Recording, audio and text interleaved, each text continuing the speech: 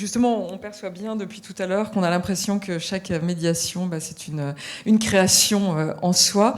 Donc on va avancer avec notre deuxième thème sur les pratiques de médiation, et je vais demander à Lisa Jacquet de venir me rejoindre, ainsi que Norbert Maillon-Kipino, encouragez-les, et Nathalie Stéphane du Musée du Louvre. Voilà, alors je pense que peut-être que pour ceux qui étaient là l'année dernière, en tout cas vous connaissez l'équipe avec Marion, Lisa Jacquet, la deuxième jambe de Premier Cri, maîtresse de conférences en psychologie du développement à l'Université de Lille. Merci de nous avoir rejoints, Lisa. À vos côtés, donc, Norbert Maillon-Kipino. Alors ici, je pense qu'il est bien connu, maître de conférences en psychologie cognitive à l'Université Clermont-Auvergne. Et puis Nathalie, à vos côtés. Merci Nathalie de nous avoir rejoints ce matin. Vous êtes chef du service des ateliers, des visites, des conférences du Musée du Louvre, et vous nous ferez part de votre expérience tout à fait intéressante. On va commencer avec vous deux, peut-être. Lisa d'abord, puisque en fait vous travaillez beaucoup autour des petits enfants. On avait on avait parlé d'Igloo l'année dernière, d'un certain nombre de process que vous proposez pour être dans cette démarche scientifique, ce regard qui prend un peu de distance pour accompagner les professionnels qui sont là, les artistes aussi, et avoir un retour qui permette de grandir dans ces ouvertures, dans ces métiers aussi. Alors donc, vous avez développé pour Milleformes un projet de recherche en action. Alors de quoi s'agit-il? Comment vous avez travaillé et comment on arrive à dégager, on verra ça avec Norbert, un certain nombre d'enseignements qui vont peut-être changer les pratiques. Lisa, alors je sais que vous avez un duo parfaitement huilé, je me permettrai de temps en temps de vous bousculer si vous êtes d'accord. Eh bien, merci beaucoup pour cette petite introduction. Et je voulais remercier Milleformes, toute l'équipe pour l'invitation, et dire que je suis un peu émue par le film qu'on vient de voir. Oui. J'ai trouvé ça très touchant, surtout qu'on a travaillé avec toute l'équipe de médiatrices sur ce projet dont on va vous parler tous les deux. Donc voilà, on est les deux représentants aujourd'hui sur scène du projet, mais il a été mené avec toutes les médiatrices, l'équipe de Milleformes, et Flora Cole aussi, qui était la designer sur le projet. Donc voilà, avant toute chose, savoir que c'est un projet collectif. Donc qu'est-ce que c'est que Premier Cri pour celles et ceux qui n'étaient pas présents l'année dernière? Donc on est un collaboratoire, donc un laboratoire collaboratif de petite enfance. On fait partie du Learning Planet Institute qui est à Paris, qui s'appelait le CRI avant. Et on est depuis très récemment une association qui s'appelle Premier Cri. Et donc, qu'est-ce qu'on fait? Et ben, en fait, on est parti du constat. Donc, on a fondé Marion Voileau, qui est designer et architecte de formation, et moi, qui ai une thèse en sciences cognitives. On est parti du constat que dans la petite enfance, il y a beaucoup de professionnalités, et des professionnalités qui ne se parlent pas toujours fréquemment, principalement les chercheurs, chercheuses, comme Norbert et moi, qui sont rarement parmi les personnes qui prennent soin des enfants, sont souvent plutôt dans leur labo. Et donc, il y a peu de connaissances qui passent dans un sens comme dans l'autre, parce que nous, en tant que chercheurs, chercheuses, on a sûrement des choses à apporter, mais la recherche a énormément de choses à apprendre de la part des pratiques de terrain. Donc, c'est vraiment un échange qui mérite d'être fait dans les deux sens. Et donc est née de notre rencontre à Marion et moi cette envie de pouvoir faciliter, donc c'est pas nous qui les menons, mais de faciliter des projets qu'on appelle de recherche-action. Donc action parce que on va essayer de mettre en place une action, ou du moins on va le faire vraiment dans le lieu de fréquenté par les enfants. Donc ça peut être une crèche, une école, Milleformes. Et donc collaborative, parce que le but de la méthodologie qu'on a mise en place, c'est de faire en sorte que les projets soient montés dès le départ de manière collaborative par 3 types de parties prenantes. Donc un représentant ou une représentante de la méthodologie scientifique, donc Norbert sur ce projet, On avait aussi on avait toute l'équipe de médiatrices de Mille Formes, avec Marie-Hélène qui était la référente pour le projet, qui est aussi la référente des médiatrices à Mille Formes, et puis Sarah et Dominique qui nous accompagnaient, Ninon aussi de la part de Mille Formes. Et il y avait bien sûr un dispositif artistique au centre de ce projet qui était Bébé Trek. Peut-être que vous avez eu la chance de le découvrir. Donc c'était un des projets de Flora Cole, et qui était un projet qui était dans la salle bébé à Mille Formes, donc pour les 0-24 mois. Autour de la randonnée. Exactement, c'était une petite randonnée proposée aux enfants avec des tunnels qu'on pouvait explorer, des choses qui étaient tout aussi autour de la nature et de comment est-ce que l'enfant, son accompagnant, pouvait explorer la nature. Des bambous, c'est ça, des roches volcaniques. Oui, voilà, tout à fait, tous ces matériaux qui étaient partie de Flora avait essayé de recréer, elle nous avait dit, une randonnée avec des éléments naturels. Et il y avait aussi une autre designer, Zoé Jarter, qui a rejoint le projet parce que Flora, elle, avait créé ce dispositif artistique qui était exposé à Mille Formes. Mais nous, dans la méthodologie qu'on a développée avec Premier Cri, on a cette importance qu'il y ait toujours la méthodologie scientifique, le terrain qui soit représenté, mais aussi cette approche du design qui va permettre de mettre l'utilisateur ou l'expérienceur, donc la personne qui vit l'expérience, au centre du projet de recherche. Donc pour nous, c'était important que les médiatrices culturelles de Mille Formes soient au centre du projet de recherche. Et donc on a travaillé avec Zoé aussi pour s'assurer que leurs paroles, leurs regards soient bien pris en compte. Et aussi, on a développé donc des questionnaires qui étaient pour les accompagnants, accompagnantes, que ce soit des choses qui soient, on a envie d'y répondre, on comprend comment ça fonctionne, etc. Donc ça, c'était la petite équipe. Et elle a été, pour vous raconter un peu le projet, il y a 1 an, je pense à peu près, on était au mois de juillet, l'équipe de Mille Formes nous a contactés, on se connaissait déjà, pour nous dire que l'année prochaine, donc l'année qui vient de s'écouler, ils avaient très envie de travailler sur la médiation. Donc on voit aujourd'hui que oui, ça fait très envie de travailler sur ce sujet. Et ils nous ont dit, on a une nouvelle équipe de médiatrices qui arrive, on aimerait pouvoir les accompagner tout au long de l'année, ou au moins une partie de l'année, sur la réflexivité qu'elles peuvent avoir sur leur propre pratique de médiation. Et on voudrait pouvoir aborder une démarche de recherche là-dedans. Et donc nous, on leur a dit qu'on était très partante pour se lancer dans ce projet-là avec elles. L'équipe de Mille Formes nous a dit qu'ils avaient un super chercheur qui les accompagnait fréquemment, donc Norbert, qui a rejoint le projet. Et donc ça a commencé pour suivre notre méthodologie. Donc on a dit le thème il est trouvé, c'est la médiation. Et donc ça a commencé. D'abord on a formé assez rapidement à la méthodologie l'équipe de médiatrices de Mille Formes pendant leur formation au tout début de l'année en septembre. Et ensuite, on leur a demandé qu'est-ce que ce thème de la médiation autour de l'œuvre Bébé Trek venait éveillé chez elles. Et elles nous ont parlé du fait qu'elles n'avaient pas c'était pas toujours facile en fait en tant que médiatrice, alors elles pourraient l'évoquer bien mieux que moi, de trouver quelle était la posture à avoir vis-à-vis des accompagnants, surtout chez des tout petits, où on peut avoir des accompagnants qui soit peuvent être très actifs dans la médiation, donc qui vont vraiment presque tout faire à la place du petit, ou des accompagnants qui sont très en recul, en retrait, et peut-être un peu sur le téléphone, assis dans la pièce, à pas trop regarder ce qui se passe. Et donc elle disait, c'est pas toujours facile de se positionner, puis c'était pour le tout début aussi de leur carrière de médiatrice à Mille Formes.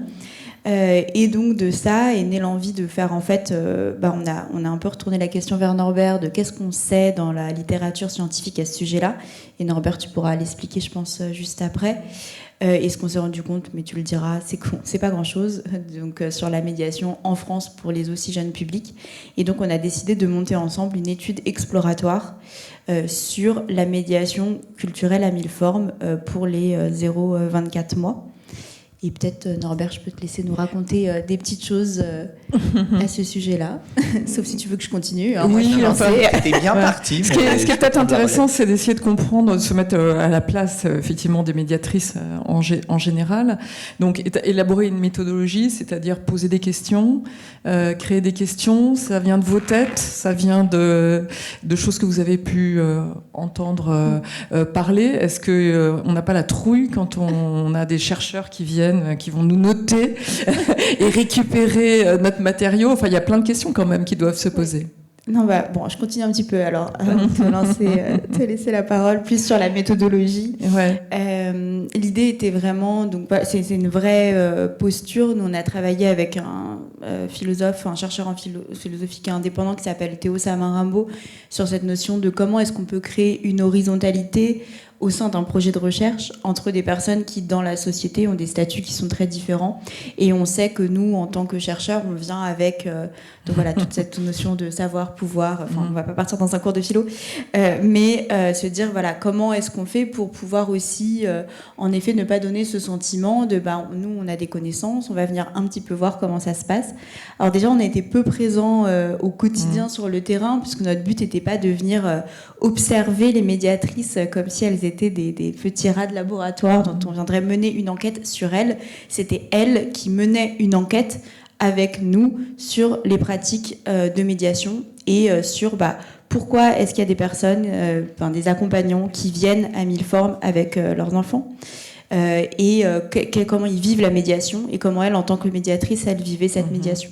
Après, pour rentrer plus dans le détail, donc elles ont fait émerger toutes les questions, elles nous ont raconté, on a aussi fait des entretiens avec Flora, donc la designer, sur quel était Bébé Trek, comment ça se passait ces médiations, et ensuite, quand est née cette envie en fait d'en savoir plus, de créer un questionnaire, c'est à ce moment-là que Norbert est là intervenu aussi pour apporter toute cette rigueur que la méthodologie scientifique peut avoir, qui nous aide à être un peu plus objectif. Je pense que c'est ce que vous disiez tout à l'heure, à un moment, Anne-Sophie, vous parliez de cette objectivité qu'on essaye de comprendre, en fait, qu'est-ce qui se passe.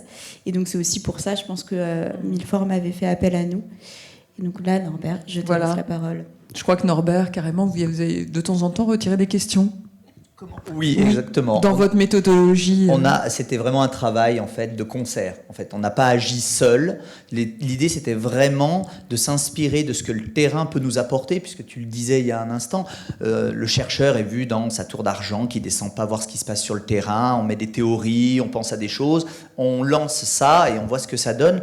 Là, dans l'idée de la recherche-action, c'était vraiment de co-construire quelque chose. Donc oui, on a une rigueur scientifique, une méthodologie spécifique, mais l'idée, c'était vraiment de, vous, depuis le terrain, qu'est-ce qui vous intéresse aussi de savoir de quoi avez-vous besoin pour réfléchir différemment, observer votre pratique différemment. On n'était pas dans le jugement, il n'y avait effectivement rien en termes de notation, d'évaluation. On a discuté effectivement des questions qui auraient pu être du jugement professionnel. Or, on n'était pas dans l'analyse des pratiques professionnelles, on était vraiment dans l'étude du lien entre enfants, accompagnants et médiateurs autour d'un dispositif.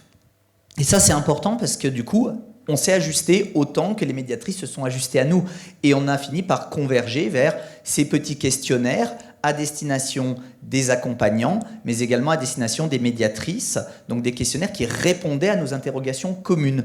Alors là encore, je pense que tout s'est très bien passé aussi, puisque comme pour Lisa, c'était le cas pour moi, on travaillait déjà ensemble. Alors moi, plutôt sur le côté formation, sur le développement de l'enfant, ce qui fait qu'il n'y a pas eu cette réticence, cette peur de on va chercher le chercheur, on lui demande quelque chose qu'on ne maîtrise pas. Ce problème de légitimité qu'on évoquait même à midi, se dire mais est-ce que je suis légitime pour proposer des choses, avoir des idées, suggérer des choses, et le chercheur qui pourrait se croire omniscient. Vous n'étiez pas les sachants, ils n'étaient pas ou elles n'étaient pas les apprenants. Du coup, ça a donné lieu, ça a permis de faire émerger ce projet, ces questionnaires, et donc on a fait toute cette formation, notamment Lisa et Marion, autour de l'utilisation de ce questionnaire, autour du dispositif Bébé Trek. Ça a pris combien de temps tout ça ? C'était l'été dernier, non ? Vous avez lancé l'été dernier, on a signé la convention de partenariat, donc c'était vraiment le tout début. Ça a été mené, alors pour nous, d'habitude en recherche, on est plutôt sur une thèse, c'est plutôt 3 ans. Là, c'était 5 mois de projet, donc ça a été mené à un rythme assez effréné. On remercie encore Norbert d'avoir sacrifié ses vacances de Noël pour l'analyse de données. Ça traumatise. Oui, parce qu'après, il fallait analyser tout ça. Exactement. Non, ça a été assez rapide. Et pour rebondir, je voulais raconter une petite anecdote pour que vous puissiez vous projeter un peu dans cette pratique de sachant qui était... Donc nous, on avait réfléchi à ce questionnaire. Donc on avait fait plusieurs visios, puisque donc, on est à Paris et Norbert est à Clermont, pour monter tout le questionnaire, etc. On a fait les impressions, enfin tout était prêt. Et là, on discute avec les médiatrices. Elles nous disent alors comment on va faire quand il y a plusieurs familles qui viennent, parce que quand même généralement il y a plusieurs groupes qui sont accompagnés en même temps dans une médiation. Grand moment de silence parce que nous on n'avait pas compris. Donc rien dans la méthodologie qu'on proposait ne fonctionnait réellement. Donc là, ça a été branle-bas de combat. On repartait, moi, le lendemain à Paris. Et donc, on a repensé tous ensemble avec l'équipe, voilà, comment refaire les questionnaires. On a relancé des impressions. Et on s'est aussi tous mis à plier des questionnaires ensemble pour que le lendemain, à midi, quand on partait, ce soit prêt. Et donc là aussi, et en fait, c'est pour vous dire, nous, on a préparé tous ensemble de concert, comme tu disais, les questionnaires. Et ensuite, c'est l'équipe de Milleformes et l'équipe de médiation qui a pris en charge toute la récolte de données, qui n'était pas simple parce qu'il fallait coordonner 3 questionnaires pour chaque médiation. Donc, il y en avait un avant, 2 après, avec plusieurs groupes qui pouvaient être de la même médiation. Donc, on avait tout un système de gommettes hyper complexe. Et donc, c'est l'équipe de médiation qui a vraiment mené ça pendant 10 jours. Et ils ont récupéré, il n'y a eu aucune erreur qui a été faite. Franchement, je ne sais pas comment ils ont réussi à assurer ça. Et ils ont rendu, donc après à Norbert pour l'analyse, toutes les enveloppes. On avait, je ne sais plus, il y avait 17, au total, il y a eu 17 rendus. Et dedans, il pouvait y avoir plusieurs accompagnants avec plusieurs enfants. Et moi, ce que je soulignerais juste, c'est que cette approche qu'on a eue, et finalement, l'effet de panique, ça a quelque chose de bon, puisque ça désacralise aussi l'idée de la recherche extrêmement rigoureuse. Il n'y a jamais rien qui dépasse. Parce qu'au final... Tout est prévu. Non, tout est prévu, on sait d'avance. Ça, c'est ce que vous voyez dans la presse, en fait. Le résultat final, waouh, ça a marché. Mais il y a des centaines d'essais qui ratent. Et nous, on n'a pas raté. On a réorganisé ça. Et effectivement, ça a décomplexé aussi cette approche du chercheur. Il ne se trompe pas. Non, pas du tout. Et des médiateurs, médiatrices qui se seraient dit, oh, mais si on se trompe, qu'est-ce qui va se passer? Oh là là, on a une pression. Pas du tout. Toutes ces barrières ont été levées. Et je pense que c'est ce qui a rendu aussi très fluide ce travail collaboratif et aussi ce travail de coopération, vraiment. De coopération. Alors les résultats, on veut avoir des résultats. Les résultats, alors vous voyez, on a fait ça vraiment en total dilettante, puisqu'on ne voulait pas présenter comme on a pu le faire au mois de juin, des graphiques, etc. On a récolté finalement beaucoup de données, puisque le dispositif a été sollicité par de nombreux accompagnants, de nombreux enfants. Donc on est à plus d'une trentaine d'enfants quand même, et souvent même une quarantaine d'accompagnants, puisque souvent ils venaient à 2 ou 3 accompagnants, ce n'était pas rare. Tout a été exploitable, donc on tire notre chapeau aussi à toutes les médiatrices de Milleformes, tout au bon endroit, on a pu tout exploiter, il ne manquait rien. Et donc les résultats, alors il y aurait plein de choses à dire. La première chose intéressante, c'est peut-être sur le degré de satisfaction. On va partir sur le côté positif. C'est-à-dire qu'il y a eu cette réflexion en amont avec Flora Coel autour du dispositif Bébé Trek, réfléchir, qu'est-ce qu'on pourrait faire, etc. Et toutes les personnes qui ont accompagné ces enfants, donc tous âgés entre 0 et 2 ans, je précise, j'allais dire, c'est la bonne nouvelle, 100% de satisfaction. N'importe quel service après-vente aimerait ce succès-là. Donc 100% de satisfaction, ça c'est important. Et puis dans les autres résultats, c'était les attentes. Quand on posait la question aux accompagnants, comment doit s'explorer un dispositif artistique et culturel, ce dont on s'est rendu compte, c'est qu'à 50%, c'était avec un accompagnant, donc un membre de la famille, un oncle, une assistante maternelle. Et dans plus d'un tiers des cas, était attendue l'intervention, la participation d'une médiatrice. Et ça, c'est très important. C'est-à-dire qu'à peine 10% des accompagnants considéraient que ça devait se faire seul. Un enfant de 0-2 ans, on le lâche et puis on va bien voir ce qu'il fait pendant 10, 15, 20 minutes. De la même manière, quand on leur posait la question aux accompagnants en amont, quelle est la durée idéale pour une population d'enfants entre 0 et 2 ans d'exploration, on a eu à plus de 80%, 15 à 20 minutes. Et quand, à la fin, donc après l'exploration, on posait la question, est-ce que la durée d'exploration, vous l'avez jugée satisfaisante, insatisfaisante, trop courte, trop longue, c'était très bien et satisfaisant. Et quand on regarde le temps passé, on était dans la fourchette 15, 20 minutes. Donc ça, c'est déjà important. Ça veut dire qu'entre les attentes et ce que le dispositif a mis en œuvre et ce que l'acte de médiation a mis en œuvre également, ça correspondait. Ouais, ça colle. Donc ça colle. Donc ça, il y a un travail important. déjà d'expérience probablement des médiatrices, des gens qui pensent le projet, de l'artiste. Donc ça s'improvise pas, quoi. C'est réfléchi. Et ce qui est très intéressant, c'est qu'on colle aussi à une réalité de l'enfant. 15-20 minutes. Ouais. On se pose la question souvent. Un atelier de jeu, une activité, ça doit être combien? 30 minutes, 45 minutes, 5 minutes, etc. Et donc les études scientifiques, et finalement la pratique le confirme, c'est 15 minutes. C'est un temps presque idéal de concentration, d'exploration, d'appropriation, suffisant et nécessaire avant que l'enfant se lasse, s'agace, ou même que les parents eux-mêmes se désinvestissent. Donc on était vraiment dans... Ça collait. Vraiment dans quelque chose de bien rodé. J'ai une question, Norbert. Est-ce qu'il y avait des personnes dans les accompagnants qui n'avaient aucune attente? De rien? Très peu. Non, très peu. Très Donc ils sont peu. partie prenante, c'est-à-dire les personnes qui viennent sont On leur a partie demandé prenante. pourquoi vous êtes venus, qu'est-ce qui vous a fait venir. Donc il y avait des critères. Je crois qu'il y a une personne qui a dit j'avais pas d'attente. Une. Bon, ça arrive, hein. Mais la plupart avaient comme attente sur un tel dispositif de faire quelque chose de différent du quotidien. Presque un tiers. Quelque chose de nouveau. Dans les autres résultats, on avait qu'est-ce qu'on avait d'autre? Ah oui, critère important, je prends le premier à l'envers. On pourrait se dire la gratuité est un critère très important.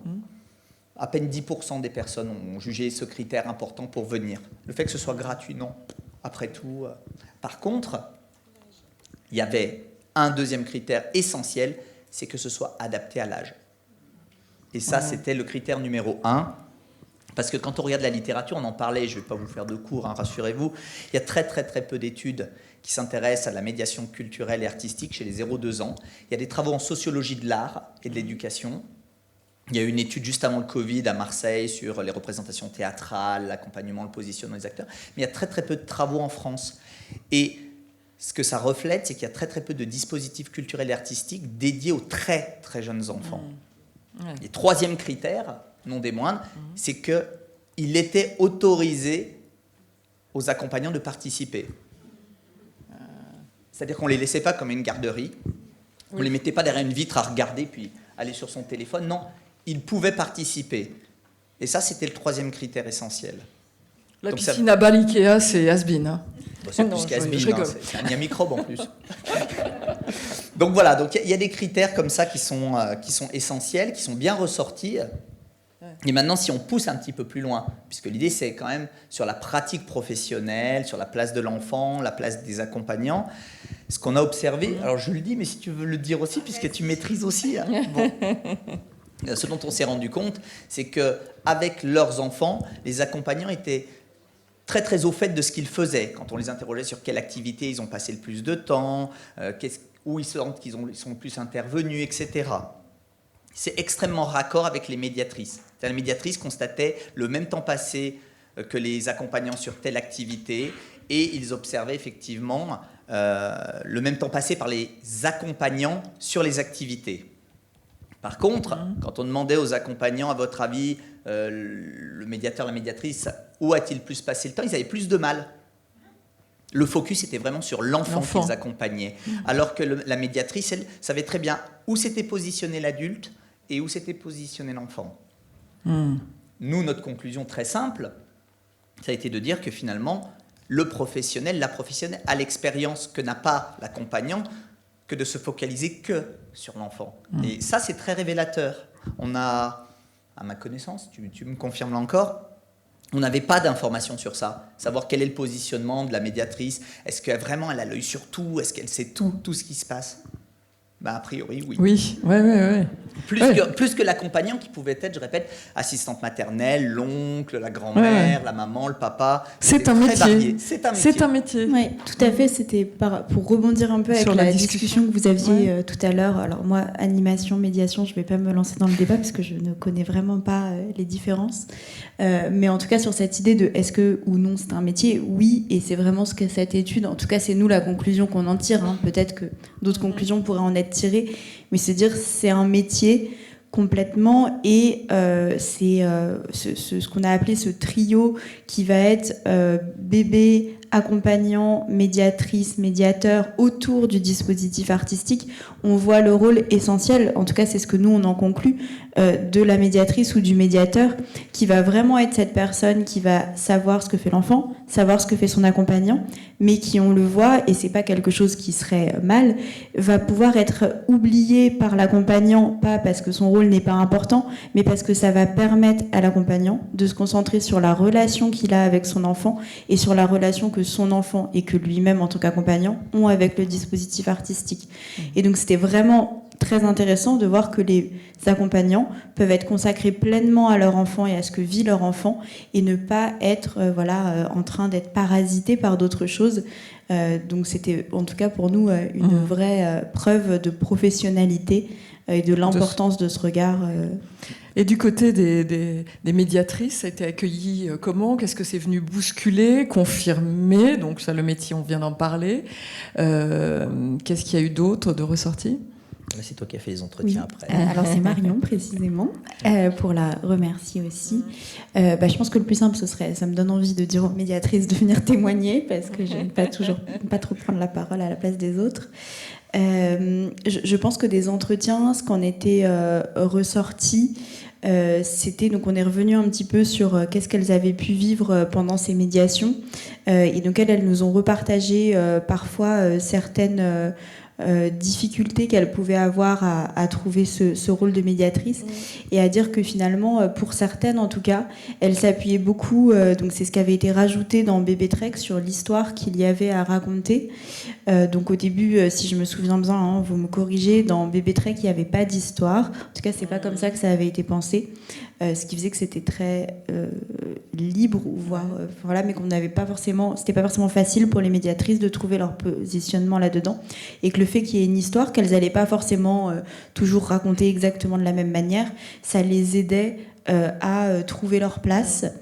Je me souviens aussi dans un des témoignages qui nous était dit qu'il y avait parfois un peu de se mettre en scène presque, et c'est quelqu'un témoignait du fait que c'est très fatigant finalement, après une journée de médiation on est épuisé, et donc en effet il y a aussi cette mise en scène, donc comment est-ce que je me mets dans mon rôle de médiatrice, et donc comme quelqu'un qui est sur scène, on est toujours en train de tenir ce rôle-là. Donc ça, c'était quelque chose qui pouvait les accompagner.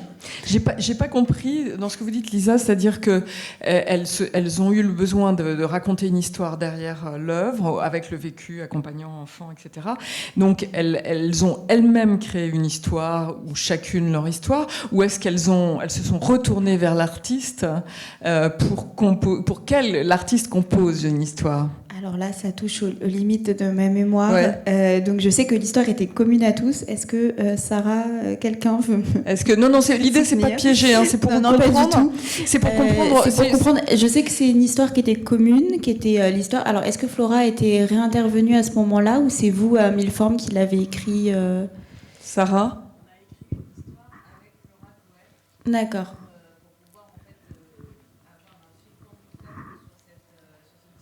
D'accord, okay. Donc ça s'est fait en tripartite, et justement derrière, dans vos conclusions, il y a eu des choses qui se sont, enfin dans vos pistes, qui se sont dégagées justement sur le côté tripartite avec l'artiste, quel qu'il soit d'ailleurs, mais là c'est Flora. Alors, moi je rajouterais même quelque chose sur ce que tu disais, puisqu'on est sur cette notion d'histoire. Un des résultats importants aussi, c'était qu'est-ce qui est important pour les accompagnants dans un dispositif artistique et culturel pour un bébé, pour un enfant de cet âge-là. Premier élément qui est ressorti, c'est le fait de pouvoir toucher, sentir, manipuler. Le deuxième critère, c'était d'avoir des couleurs, des formes différentes. Et la notion de l'histoire, la notion de l'accompagnement musical, par exemple, c'était des choses très, très, très secondaires au final. C'était vraiment d'autoriser le toucher, l'exploration. Et c'est vrai que sur un dispositif artistique, c'est ce qu'on attend un peu. De ne pas uniquement le regarder, de ne pas être spectateur, de pas, même pour un très jeune enfant. Et là, ce dispositif répondait aux attentes des accompagnants. Donc ça, c'est un élément important aussi. Et pour répondre, je pense que ta question était aussi sur comment est-ce que les médiatrices ont vécu de participer à ce projet-là. Donc ça, c'est quelque chose pour l'instant sur lequel on n'a pas beaucoup de recul, parce qu'en fait, au moment où on avait fait les entretiens, on était très près de la fin du projet. Donc je pense que ça pourrait être, c'est vraiment quelque chose qui sera intéressant pour la suite. Alors, je ne peux absolument pas dire que c'est du fait d'avoir participé à ce projet, mais je pense que ce dont on peut ce qu'on peut voir aujourd'hui, ce qu'on voit à travers cet événement, à travers les vidéos, c'est qu'elles ont une posture et une réflexivité qui est impressionnante dans ce qui est dit, dans les témoignages, dans ce qu'elles arrivent à définir de leur métier. C'est impressionnant. Alors bon, je sais pas, peut-être que notre projet n'a pas du tout aidé à ça et qu'elles y seraient arrivées sans aucun problème, mais ce qui est sûr, c'est qu'elles y sont arrivées. Et en tout cas, tous ces regards croisés d'équipe dans la solidarité, si je peux dire ce mot-là, en tout cas, c'est manifestement porteur. Merci à vous deux, vous restez là. Vous êtes à côté de Nathalie Stéphane, qui est chef du service des ateliers, des visites, conférences au musée du Louvre. Alors Nathalie, quand on a discuté toutes les deux, vous m'avez dit ah bah oui, nous grand musée, ancien musée, mais réflexion un peu nouvelle aussi dans cette dynamique. Alors d'où partez-vous? Quelle a été votre réflexion et où vous en êtes aujourd'hui? Qu'est-ce que vous proposez? Comment? Oui, effectivement, nous on est au tout début de notre réflexion, on est très modeste. J'ai préparé une intervention et il y a plein de choses qui résonnent, donc je vais essayer de partir dans tous les sens. Voilà d'où on part quand on parle du musée du Louvre. Accueillir des bébés dans ce contexte, ça ne va pas de soi et ça pose plein de questions. Pourquoi? Comment? Pourquoi je le ferais? Voilà, et c'est une question qu'on me pose depuis mon retour au musée, depuis 2014, où on me dit « Nathalie, il faut faire des activités pour les bébés ». Et donc, depuis 2014, je réponds « Pourquoi ?» Parce que j'ai trouvé cette photo dans le train avec Anne-Sophie ce matin. Venir avec un bébé au Louvre, c'est le porter très haut pour qu'il tourne le dos à la Joconde et le protéger. Voilà. Donc forcément, ça pose plein de questions et en même temps, il y a un moment, le refus d'obstacle, ça marche plus. Donc voilà. Moi, je vais vous parler de 2 expérimentations, mais je voudrais vraiment remettre en contexte et dire d'où on vient. En fait, en 89, quand les ateliers au musée du Louvre ont été créés, en fait, contrairement à beaucoup de musées en France, c'est des ateliers pour adultes qui ont émergé, et c'était des ateliers pour développer une forme de pratique amateur en lien avec les œuvres. Petit à petit, les activités pour enfants se sont développées et donc on a empilé tout un tas d'ateliers avec des pratiques extrêmement variées. On est arrivé en 2014, je crois qu'on avait une cinquantaine de thèmes d'ateliers et puis plus vraiment de recul sur notre pratique. Et on fait un premier état des lieux et on se rend compte qu'en 2014, on accueille les enfants dans les ateliers tout seuls dès 4 ans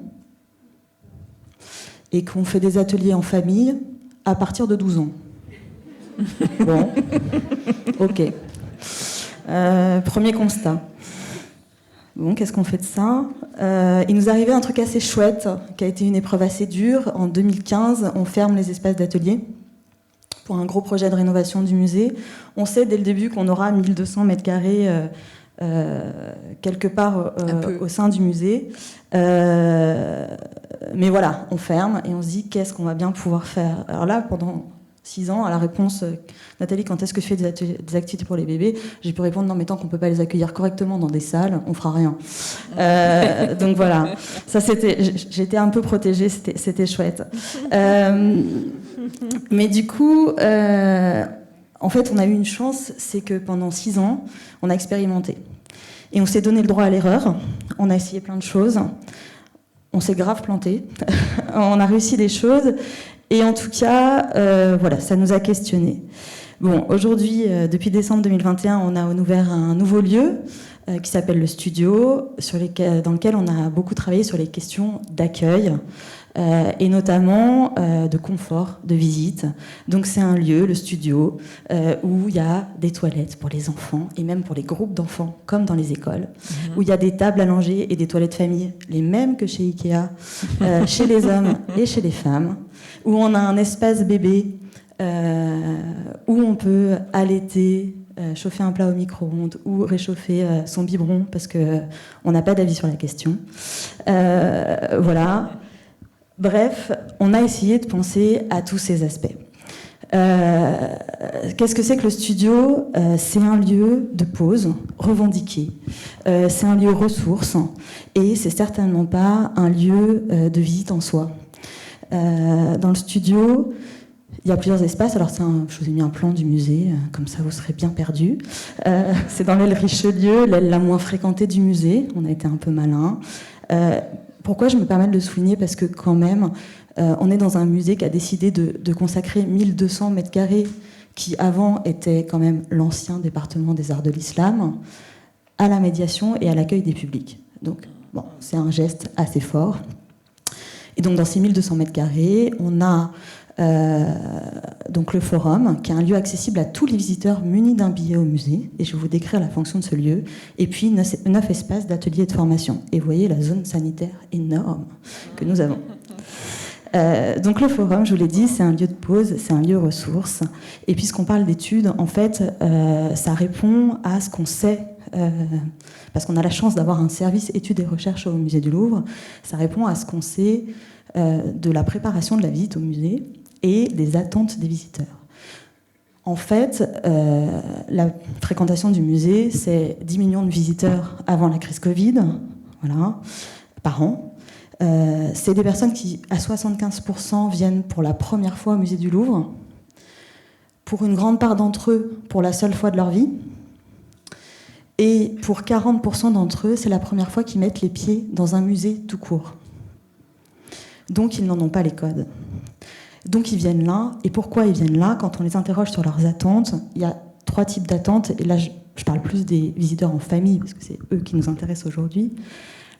La première, c'est l'injonction pédagogique. Je viens parce qu'il faut que je vienne. Il faut que mon enfant apprenne. La deuxième, c'est pour passer du temps ensemble. Et la troisième, c'est pour découvrir mon enfant autrement. C'est assez chouette et assez réjouissant comme programme. Mais une fois qu'on a dit ça, ça veut dire que pour 40% d'entre eux, ce qui va déterminer le fait qu'ils vont venir au musée, c'est qu'ils veulent donner cette chance à leur enfant. Et une fois qu'ils sont là, je peux vous dire que c'est la panique. Et que, voilà, qu'est-ce qu'on peut leur proposer ? Et c'est vraiment la vocation de ce lieu, c'est de les accueillir et de leur montrer qu'en fait, la relation au musée, elle n'est pas si compliquée que ça. D'abord, qu'on peut... Alors, je vais essayer de montrer... Voilà, on peut lire au musée. Alors ça, c'est nos petites expérimentations. On a mis des poufs et des coins lecture un peu partout dans les salles tranquilles du musée. C'était avant qu'on ait des espaces. Voilà. Qu'est-ce que ça fait de lire un livre sur une œuvre ? Est-ce que finalement, c'est pas aussi simple que ça que de faire de la médiation ? On peut colorier, on peut dessiner, on peut jouer. Et ça donne envie d'aller voir les œuvres. Voilà. Vous avez des Legos. Alors, il s'avère que ce matin, j'avais choisi les Legos. Je ne savais pas qu'il y avait une œuvre avec un Lego. Mais voilà. Et en fait, on ne fait pas du Lego pour faire du Lego, évidemment. On fait du Lego parce que c'est une manière de comprendre qu'il y a des œuvres grecques au musée du Louvre et de donner envie d'aller découvrir ces œuvres. Et en fait, on conçoit cet espace du forum vraiment comme un lieu de ressources, de déclic, et de manière vraiment de décomplexer les parents. Alors, ce qui est super intéressant, c'est qu'effectivement, on a la chance, encore une fois, d'avoir un service études et recherches. Donc, on a fait des études préalables, on avait présenté les plans. Qu'est-ce que vous en pensez ? Qu'est-ce que vous attendez de cet espace ? Et là, on va avoir une étude, en fait, a posteriori, donc à la fois quantitative et qualitative, sur l'espace, dont on devrait avoir les premiers résultats à la fin de l'été. Et ça va nous permettre d'objectiver un peu quelque chose, parce que quand on parle de l'importance des études, et je ne le dis pas parce que vous êtes là, on en est à notre 3e occurrence, c'est-à-dire que l'espace, comme Milleformes, se renouvelle tous les 2-3 mois. Et on observe des choses, mais on a besoin de les objectiver. Et on est un peu au bout de notre course. On a besoin que quelqu'un nous dise bah, « ça, t'as raison, ça, t'as tort ». On a des intuitions, on a besoin de les conforter ou pas. Alors notre intuition, c'est que c'est un espace qu'on a évidemment pensé d'abord pour les familles, et qu'en fait, il sert à tous. Pour vous raconter une petite anecdote, lundi dernier, il y avait un adulte assis en tailleur qui coloriait. Et je me dis, c'est marrant, bon, il n'avait pas l'air bien. Un agent vient me voir et me dit oui, je te confirme, il est pas bien. Bon, je dis bah écoute, on va le laisser tranquille, on va voir comment ça se passe. Et en fait, on l'a laissé, on observait gentiment. On a des pompiers au Louvre, hein, donc au pire, on les appelle. Et en fait, il est venu nous voir à la fin et il nous a remerciés. Il nous a dit, en fait, j'ai fait une crise d'angoisse dans les salles et ça m'a calmé de pouvoir colorier au calme dans cet espace. Merci. Voilà. Et là, on se dit, ouais, bah, finalement, si ça peut servir à tout le monde, c'est pas mal. Donc voilà, c'est ça qu'on essaye de faire dans cet espace. Et à nouveau, c'est pas un lieu de visite. Donc on calibre toutes les activités qu'on propose dans cet espace sur une vingtaine de minutes. Notre idée, c'est qu'au bout de 20 minutes, il faut qu'on arrive à donner envie aux visiteurs de partir. Sinon, c'est qu'on a raté. Donc voilà, c'est ça qui est intéressant. Je vous parle de 2 expérimentations assez rapidement. Je vais plus vite. Je vous parle du musée de la Croix. En fait, une fois qu'on a fait ça, on s'est dit maintenant, on va se lancer pour faire des activités. Sauf qu'on a eu un peu peur et on s'est dit, tiens, c'est quand même super parce qu'on va pouvoir faire ça au musée de la Croix. Je ne sais pas si vous connaissez cet espace qui est dans le 6e, qui est rattaché au musée du Louvre, mais qui est le dernier atelier de l'artiste et sa dernière demeure. Et donc, on avait l'habitude d'y faire des visites comptées pour les 4-6 ans, en famille, etc. Donc, c'est une illustration d'une des visites comptées. Et en fait, avec nos conteuses, on a travaillé sur des visites comptées, pas que, pour les bébés, donc 0-3 ans. Volontairement, on n'a pas restreint l'âge. On voulait tester. En lien avec une exposition qui s'appelle Delacroix et la nature, avec des marionnettes qui sortaient du tableau. Donc l'idée étant de ce bouquet de fleurs, faire sortir un papillon, de raconter une histoire, et qu'à partir de cette histoire, de musique, d'éléments à toucher, bébés et parents passent un moment devant les œuvres. Voilà. Notre objectif, c'était regarder ensemble une œuvre, la même œuvre si possible, et puis vivre une expérience ensemble, si on essaye de le résumer. Donc ça, c'est la première expérience, 45 Donc avec une médiatrice, hein, on est d'accord. Avec une médiatrice. Ou un médiateur. Ouais. Avec une jauge. Nous, on est parti sur des binômes, 5 parents-enfants. Enfin, bref, c'est clair, 5 duos. Ouais. 5 binômes. 5 duos parents-enfants, 5 binômes. Donc ça, c'est notre première expérimentation. Deuxième expérimentation, pour les 3-6 ans, on a voulu travailler avec des psychomotriciennes sur un atelier de motricité qu'on appelle Motrimusée, avec l'idée d'expérimenter des œuvres par le corps. Et donc, assez naturellement, on s'est à nouveau tourné vers nos conteuses, mais on s'est dit, on va quand même embarquer une plasticienne dans l'histoire. Donc on découvre, j'ai pas mis de photo de la cour Khorsabad et c'est un peu nul parce que c'est une très belle salle, mais l'idée c'est de faire découvrir ce relief du bois de cèdre qui raconte l'histoire de la construction de ce palais, et donc ça c'est une petite histoire contée qu'on vit tous devant l'œuvre, et ensuite on va construire notre palais en atelier. Donc on coupe du bois, on traverse la mer sur un bateau comme dans le relief du transport des bois de cèdre. Donc on touche des coquillages, etc. Je vous montre les enfants dans les bateaux. Et à la fin, on construit notre palais de Khorsabad.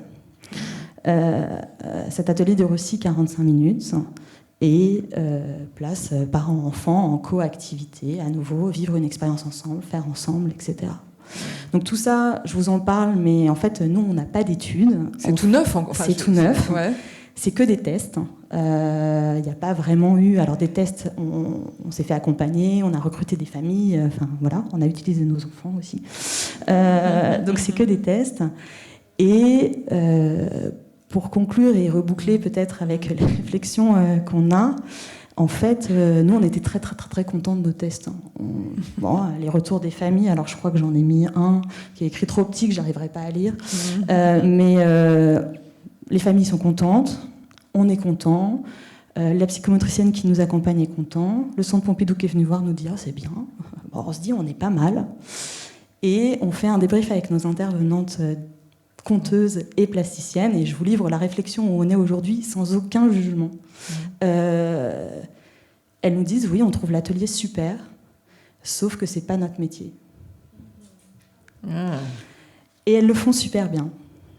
Et là, on en est là aujourd'hui, je vous livre ça parce qu'on en est là aujourd'hui, je viens d'en parler, on en est là cet après-midi, on en est là. Ouais. Et du coup, voilà, qu'est-ce qu'on écrit de la suite, qu'est-ce que ça veut dire Elles sont frustrées, il y a une forme de frustration.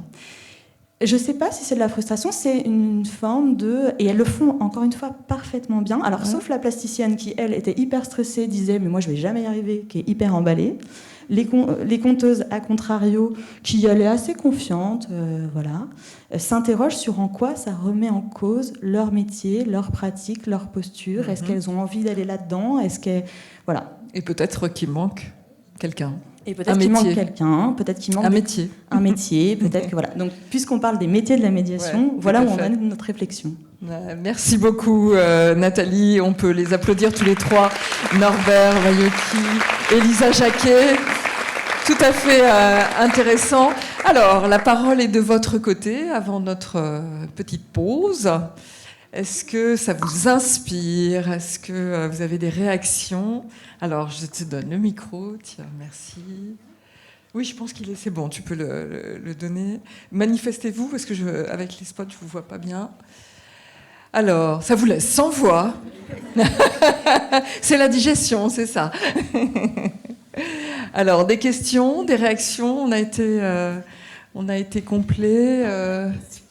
Il y a des médiatrices de mille formes là, qui sont là, qui ont des choses à dire à Norbert, Elisa. Bonjour. Bonjour Marie. Placez-le juste en dessous, regardez vers le bas et près du menton. Ouais. Est-ce que ça marche? Ça marche pas. Alors, merci. Dans votre objet de recherche, vous avez parlé de l'attitude des accompagnants qui pouvaient être soit très en retraite, soit très actifs.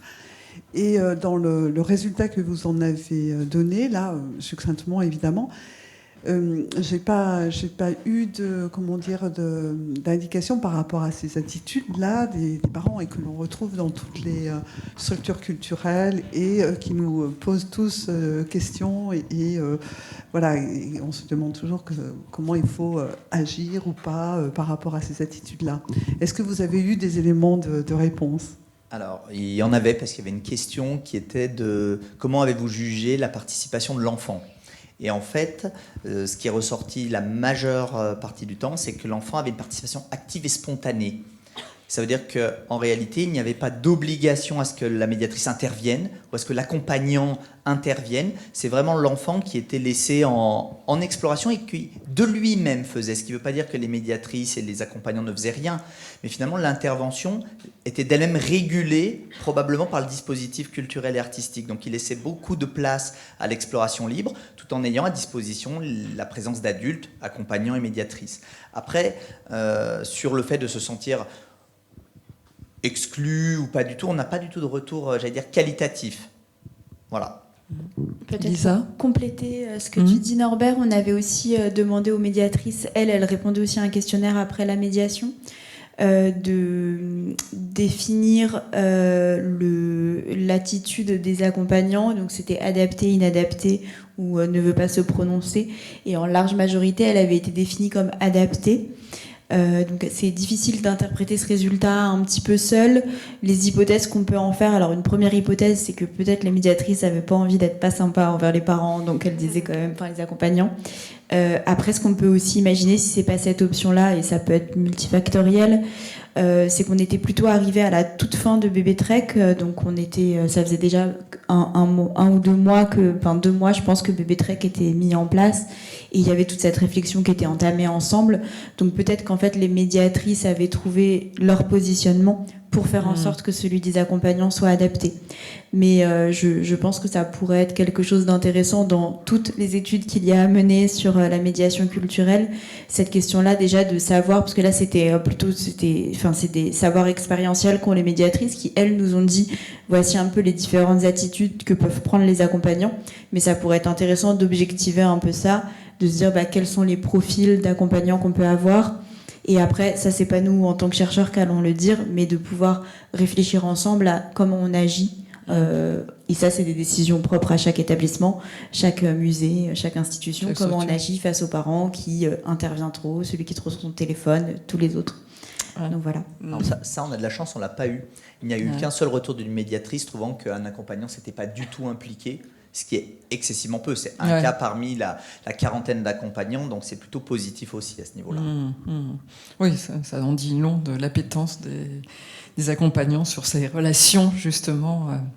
Oui, alors attendez, voilà, juste ici. Bonjour. Merci. Justement, Stitch, j'ai une question. À un moment dans le film, une des médiatrices a dit qu'il était arrivé qu'il y ait des accueils de groupe. Et on le sait par habitude, dès lors que c'est des groupes, le rapport de l'accompagnant groupe et l'accompagnant avec l'enfant n'est pas le même. Et précisément, est-ce que vous avez pu mener l'enquête a été jusqu'à ces groupes précisément, parce que là, on le sait, le rapport justement à l'implication de l'accompagnant au niveau des enfants ou de la médiation, etc., est tout à fait différente. C'est une bonne remarque. On a les données disponibles. Ça n'a pas été... On sait quels étaient les questionnaires où il y avait plusieurs accompagnants, plusieurs enfants, au même moment de médiation ou pas. C'est des choses qu'on peut aller voir, effectivement. On n'a pas fouiller un peu plus. Voilà, c'est ça. Essayer de comprendre qu'il y a des dynamiques de groupe. Puisqu'effectivement, la question, c'est quelle est la dynamique de groupe, plusieurs enfants, versus tout seul.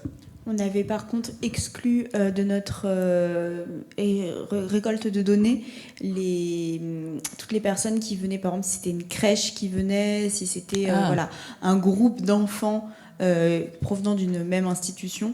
On ne l'avait pas pris en compte parce que c'était très différent finalement comme cadre. Donc là, ça pourrait être quelque chose de complémentaire à faire. Mais nous, ce qu'on avait, c'est qu'on avait soit en effet des rares médiations où il n'y avait qu'une seule famille qui était accueillie. Et sinon, parfois, on a eu des gros groupes. 4 groupes de 1 ou 2 enfants. Donc ça fait tout de suite 4 ou 6 enfants simultanés. Mais je pense que vous pensiez plus à vous imaginiez une assistante maternelle qui vienne avec non, hein, pas du côté parental, quoi, pas de figure parentale. Alors ça pourrait, par exemple, si ça arrive dans un cadre de groupe, des parents peuvent accompagner, mais précisément un groupe, mais ils sont parents. C'est mieux avec le micro, ouais. Je pensais si dans ce cadre-là, effectivement d'un groupe peut-être crèche mais en tout cas. Enfin, je pense que par rapport à ce qu'on se dit là, il y a aussi la question de choix, en fait. C'est-à-dire que l'accompagnant avec l'enfant, finalement, le seul qui ne fait pas le choix, c'est l'enfant, de venir à Milleformes, de venir dans un établissement tel que les nôtres, culturels. L'accompagnant est à l'initiative, ne sait pas vers quoi il va, ne sait pas ce qu'il va vivre avec l'enfant, mais en tout cas, il en a fait le choix. Et souvent, dans le cas d'un groupe, des parents volontaires vont vouloir accompagner l'enfant pour être avec cet enfant, mais vous voyez ce que je veux dire, c'est pas du tout la même chose, et on sait, on l'observe parce qu'on est sur les terrains et on voit comment les choses se font, qu'effectivement, dès lors qu'il y a la question du groupe, peut-être que le parent plus en retrait arrive plus régulièrement que quand l'accompagnant, je dis parent, mais en fait on parle d'accompagnant, pardon, que l'accompagnant, quand il arrive avec 1 ou 2 enfants, et que là il y a vraiment une dimension collective directement, d'être à 2, à 3, à vivre quelque chose ensemble, vous voyez ce que je veux dire, et je pense que ça c'est intéressant de pouvoir effectivement l'observer, en faire l'étude, parce que pour les gens de terrain, donc les personnes qui font la médiation, le rapport à la médiation est complètement différent, ça c'est sûr. Et donc aussi par rapport à ce que disaient les médiatrices tout à l'heure, sur la mise en récit, ça c'est très important, parce qu'en fait, et je pense que ça rejoint ce qu'on disait sur médiation, animation, c'est qu'en fait, parfois il faut animer, c'est-à-dire parfois impulser des choses, là où il y a des moments où on est beaucoup plus en relation avec le public, et on ne va pas animer de la même manière quand l'accompagnant et l'enfant sont que 3 par exemple, et le choix et l'envie d'être là, que avoir envie mais ne pas vraiment en avoir fait le choix aussi, vous voyez ce que je veux dire, donc voilà, je pense que ça joue beaucoup sur la médiation, animation dont on parlait tout à l'heure. Merci, en tout cas, voilà, des études à venir. Exactement. Messieurs, dames. Une dernière question. Ah, on a beaucoup de questions. Ok. Il y a eu le trou normand, il s'est passé un truc. Voilà. Bonjour. Bonjour.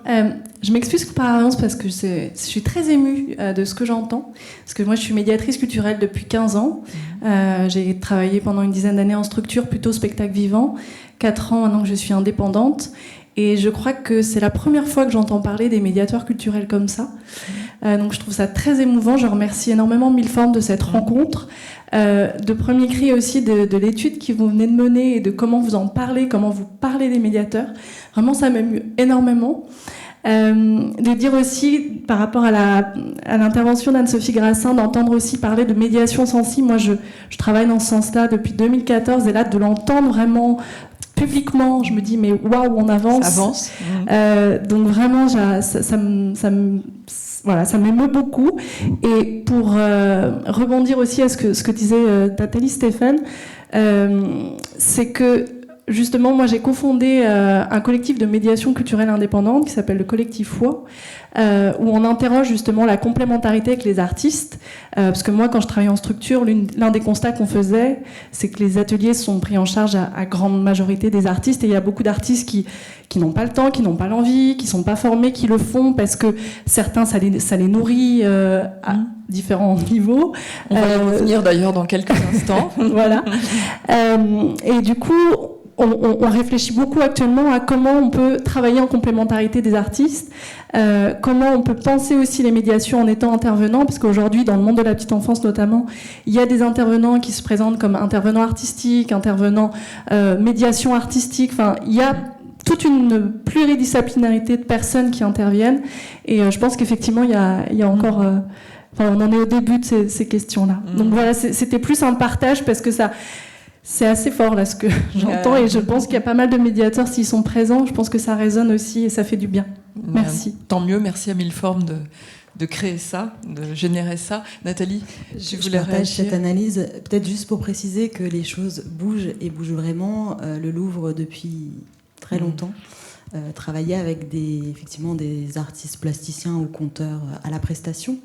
Et depuis 2 ans, on a la chance d'avoir pu intégrer 5... Du coup, on dit médiateur au sein du service, plasticien et conteur. Et ça change tout. Parce qu'en fait, quand je vous parle de nos conteuses ou de nos plasticiennes, je vous parle de ces 5-là, et qu'on peut enfin former.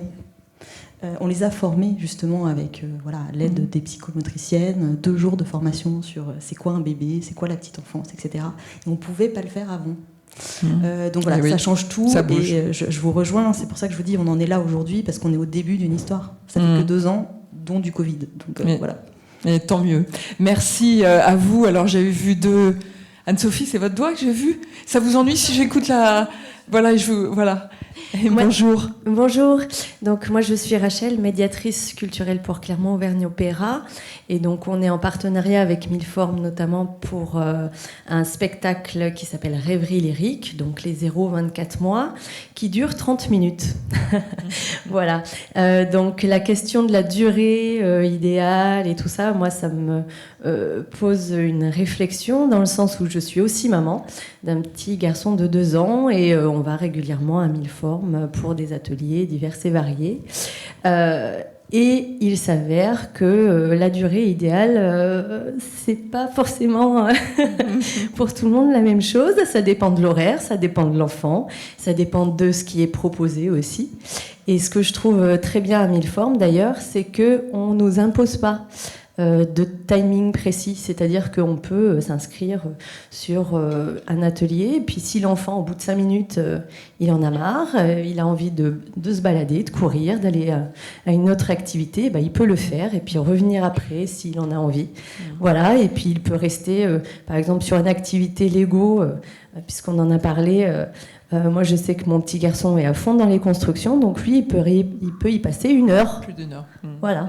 Donc, on lui dit pas, non, c'est bon, à 15 minutes, t'as fini, il faut partir. Voilà. Donc, c'est très, très bien. Ouais. C'est d'ailleurs, j'interviens juste, c'est d'ailleurs en ça, par exemple, je prends mon point de vue, que les formations que je peux donner pour le Milleformes et le Centre Pompidou, c'est de former sur le développement de l'enfant, et donc permettre aux médiateurs, et à toute personne impliquée dans la création artistique, de mieux comprendre ce développement et de savoir qu'est-ce qui est possible de faire à tel âge. Est-ce que c'est optimal? Est-ce que c'est intéressant? Donc c'est vraiment aussi ce partenariat-là, recherche et puis mise en œuvre. Ouais. Anne-Sophie, vous vouliez ajouter un mot ? Attendez, qu'on vous entende, un petit micro, et puis on terminera là avant une petite pause. Anne-Sophie. Oui, juste petite question pour Norbert et Lisa.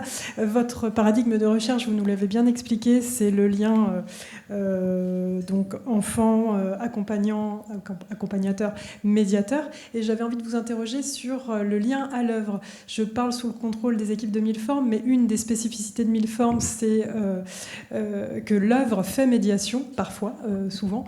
Est-ce que vous avez eu des éléments, des retours par rapport à ça ? Alors, je parle juste sur ce qui précède, en fait, c'est que la réflexion autour du dispositif artistique a été faite de concert avec Flora Coel, puis je repense à la cabane magique d'Adrien Rovero. C'est un exemple de réflexion en amont, c'est-à-dire l'œuvre. Après...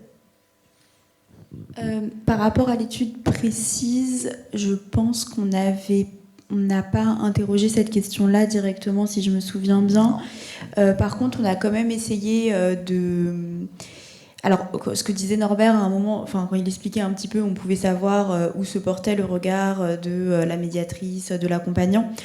Comment est-ce qu'on a récolté ces données ? En fait, on avait, et donc c'est le travail qu'on a fait avec Zoé Gerter, on avait dans chaque petit livret imprimé une photo du dispositif artistique proposé par Flora, et on avait nommé les différents éléments de dispositif.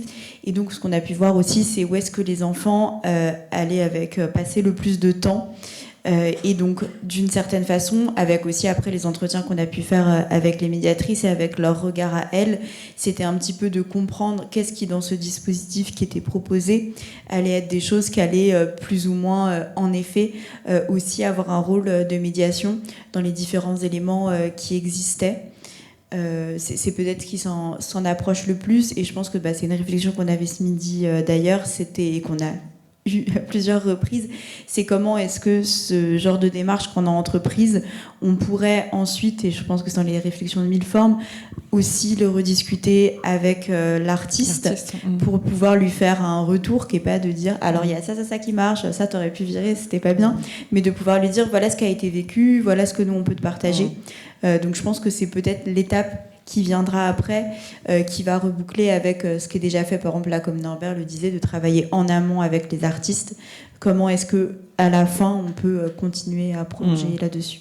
Ouais. Je pense que ça fait oui, puis on va y revenir tout à l'heure avec les artistes eux-mêmes, et Xavier Altonneau vous racontera effectivement comment un pont qui au départ est fait pour prendre de la hauteur était d'abord surtout un toboggan ou quelque chose dans le genre. Oui, une dernière question. Alors attendez, je vais donner la parole déjà à la jeune femme qui est là-haut. Voilà, bonjour. Bonjour, je me permets d'enlever mon masque pour les... c'est pas mal de voir votre visage. Bonjour et encore merci pour toutes ces présentations et pour cette invitation à Milleformes pour cette rencontre. Je me présente très rapidement pour que vous puissiez comprendre les remarques qui vont suivre. Je travaille à la Cité des Arts de Chambéry, qui est une structure culturelle municipale qui accueille à la fois un pôle conservatoire à rayonnement régional, donc un pôle musique, danse, théâtre, et une école municipale d'art, donc qui ouvre sur les pratiques amateurs et qui enseigne donc différentes disciplines des champs des arts visuels. Et en fait, je voulais simplement faire deux remarques qui rejoignent un petit peu à propos de Madame Stéphane et Monsieur Maillon-Kipineau.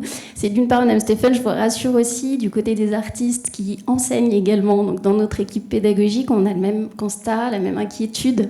Est-ce qu'on est légitime à finalement accompagner cet éveil artistique et culturel, que ce soit du point de vue de l'artiste, comédien, musicien, danseur ou plasticien, qu'au niveau de l'enseignement aussi qu'il peut apporter, l'accompagnement qu'il peut apporter dans cet éveil culturel.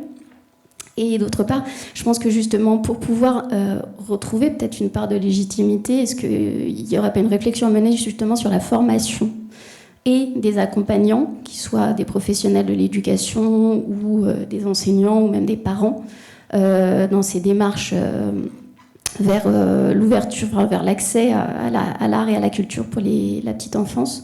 Et puis aussi une formation peut-être, la médiation culturelle, la médiation artistique, c'est super, je suis moi-même médiatrice culturelle de métier, mais je pense qu'une formation et aussi faire redescendre tous les résultats d'études que vous menez, c'est tout aussi intéressant et formateur pour les artistes qui sont sur le terrain, qui soient conteurs, pour les professionnels que vous avez fait intervenir, comme les psychomotriciennes aussi. Voilà. J'espère avoir été assez claire. Et moi, je tire le chapeau justement à Milleforme, avec Sarah, au Centre Pompidou, avec Héloïse, puisqu'elles ont cette démarche justement de formation. Elles ont fait appel à moi il y a 3 ans, notamment pour ça, pour permettre aux professionnels de terrain d'avoir une descente de la recherche vers le côté pro. Donc, c'est en cours. Voilà. Bon, sans pour autant, rassurez-nous, formater trop les artistes, demander des choses qui marchent. On les laisse tranquilles. D'accord. On leur dit juste je dis ça parce qu'on va en avoir 3. Alors après, ok. Bon, écoutez, on peut applaudir nos intervenants. Merci. Ah, j'ai oublié. Bon, tout à l'heure, ça ira. Ouais, on est un peu en retard. Ok, merci, c'est cool. Bravo, merci.